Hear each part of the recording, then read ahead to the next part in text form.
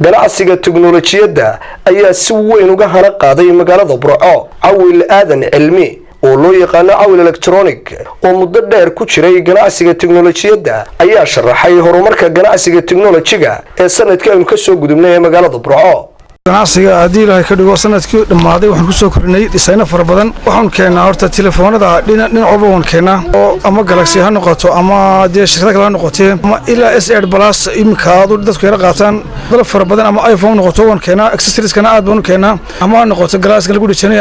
display iyo touch ka wax la midka solar system ka iyadana imka oo model cusub dhawaan keenay ilaa aan ka keeno China Guangzhou kaasoo laga maarmayo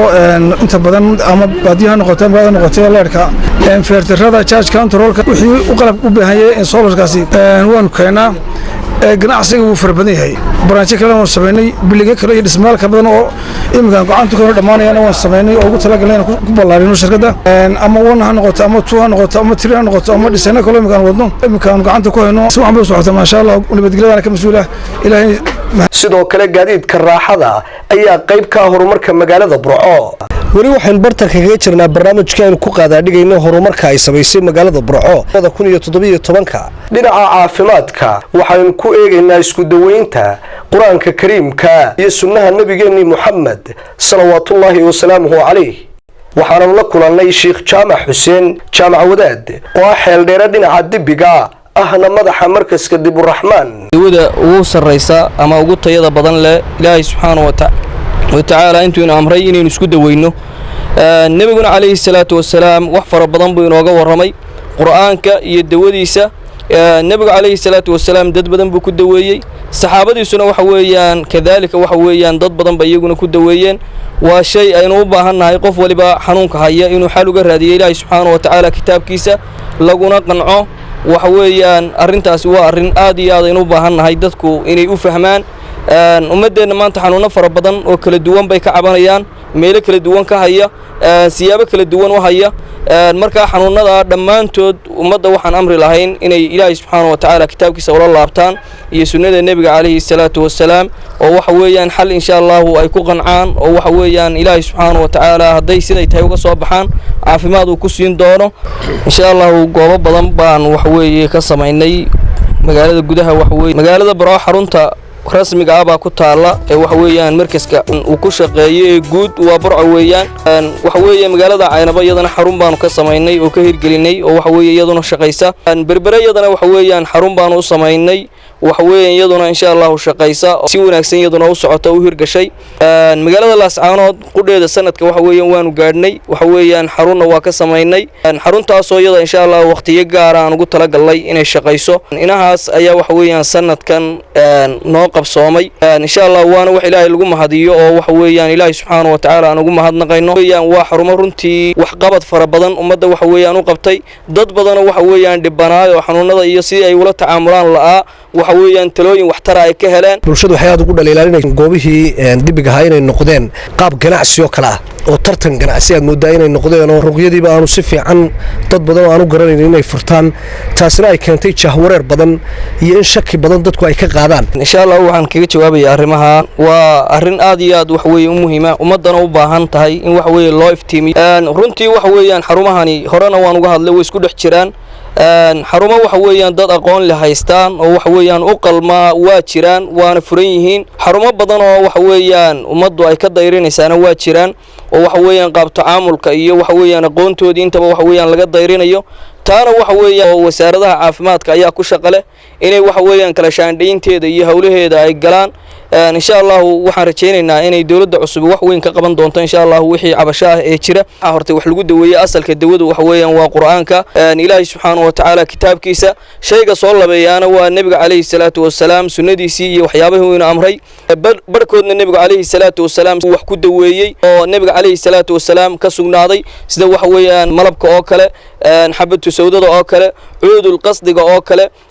dawooyin fara badan oo kale oo weeyaan cilmu xadiidka waxyaabaha loo yaqaan oo waxa weeyaan iyagana insha Allah wax lagu daweeyo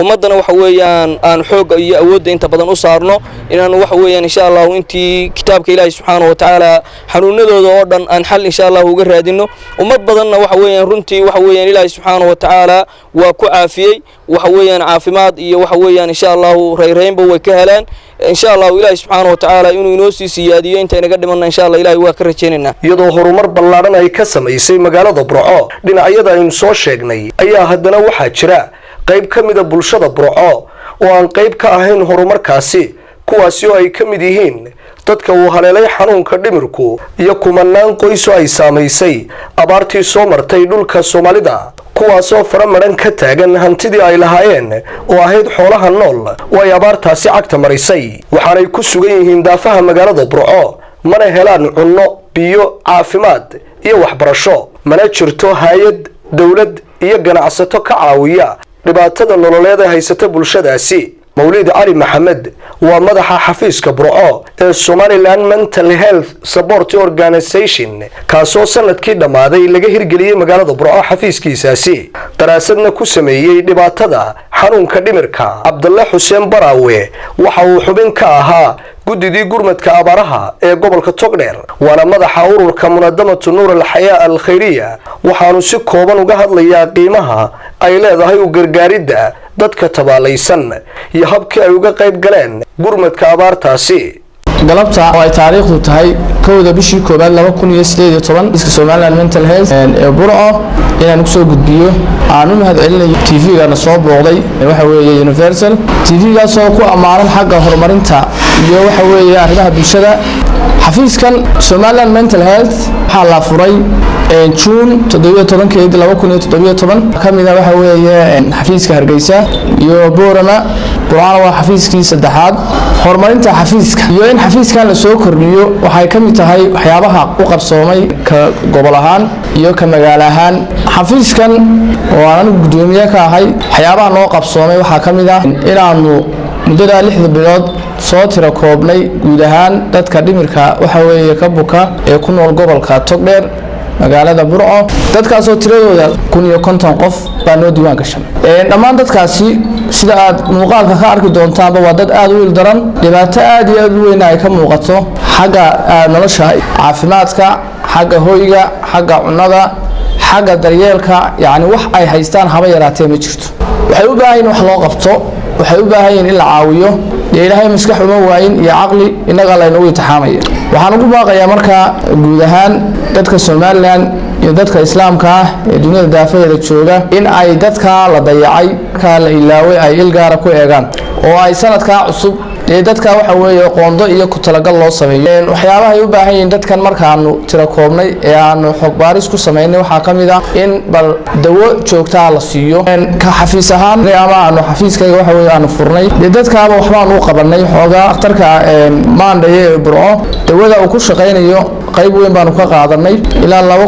$2500 dawo ah baanu ku darsanay marka ugu horeysa waxaan u mahadcelinaynaa TV-ga Universal TV oo muuqaalkan ay naga qaadiso jazakumullahu khayran Munadamatu Nuur al-Hayaa banahay oo xagga samafalka ka shaqeysa oo sanadka 2017 hadda dhamaadayna wax badan alxamdulillah ilaahayna waafitay kala ceelasha aan qodnay ceelashu hadda ay gaariyaan ilaa 20 ceel oo sanadkaas alxamdulillah aan qodnay oo meelo kala duwan aan ka kala qodnay dadkeena waxaan la qaybsanay dhibaatadii weyneed ee ka dhacday Somaliland ahayd abaartii saameysay wadanka abaartaasna raashin aan ku qaybinay gobolo badan xagga macaahidka ilaa 4 iskuul hadda aan sameynay waxa jiro kale acmaalkan qabanay مساجد أندسني عمل كسمفلك هرت وعمل آد وين وعمل بركيسن ولا سبحانه وتعالى قرآن كسنجو أمره وتعاونوا على البر والتقوى. حنونتا كوسو gabagabeynayna barnaamijkan kaga hadlaynay horumarka magaalada Burco ay sameysay sanadkii 2017